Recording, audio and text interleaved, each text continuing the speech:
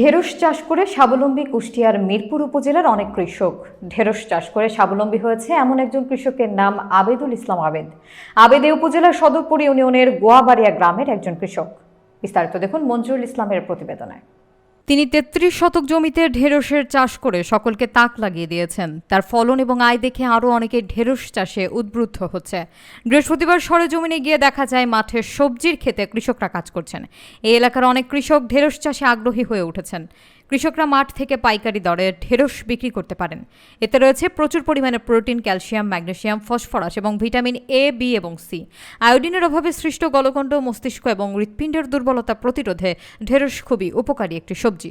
এটি রোগ প্রতিরোধ ক্ষমতা বাড়ায়, শ্বাসকষ্ট প্রতিরোধ করে। তাই কৃষকদের বেশি করে ঢেঁড়স চাষের পরামর্শ দেন কুষ্টিয়া কৃষি সম্প্রসারণ অধিদপ্তরের কর্মকর্তারা।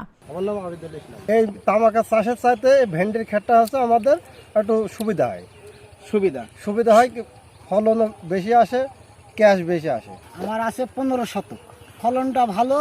আর ভেন্ডির ধরেন মাইন নাই, মনে করেন যে তামাকে অনেক রিস্ক, ঘর পুড়ি যায়, আর মনে করেন যে শিলি ভেঙে যায়, আর শিল হয়ে গেলে বারো ওইটাই খেটটা হয়, এই জন্য অনেকটা সুবিধা।